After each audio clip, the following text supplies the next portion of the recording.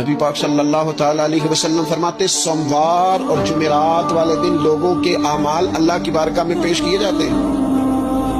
دو مسلمانوں کے دو بھائیوں کے اعمال رب کی بارگاہ میں پیش کیے جاتے ہیں۔ اعمال ہیں، نیک اعمال ہے، نیکی ہے، نماز ہے، روزہ ہے، حج ہے، زکوٰۃ ہے، صدقات ہے، وہ نیک اعمال اللہ کی بارگاہ میں جمعرات اور پیر کو پیش کیے جاتے ہیں۔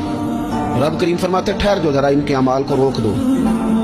یا اللہ کیوں؟ فرمایا اس لیے کہ ان کے آپس میں نا دلوں میں نفرت ہے، گھٹن ہے، عداوت ہے، ان کو ذرا مہلت دو، یہ پہلے صلح کر لیں پھر ان کے اعمال بھی قبول کر لیں۔ عداوتیں پالی ہوئی ہیں، اپنے دلوں کے اندر گھٹن پیدا کی ہوئی، اختلاف کہاں نہیں ہوتا لیکن نفرتیں پیدا کر لینا۔ کیا جرم کیا بھائی نے؟ کون سا کفر کر بیٹھے ہیں رشتہ دار؟ کون سی ایسی بات نکل گئی ہے جو زندگی کے ناطے توڑ کے بیٹھتے ہیں؟ رب کہتا ہے نہیں قبول ہو گیا ابھی اس کے اعمال، روک دو جب تک یہ آپس میں صلح نہ کر لیں۔ اور میں اس لیے کہ ان کے آپس میں نا دلوں میں نفرت ہے، گھٹن ہے، عداوت ہے، ان کو ذرا مہلت دو، یہ پہلے صلح کر لیں پھر ان کے اعمال بھی قبول کر لیں۔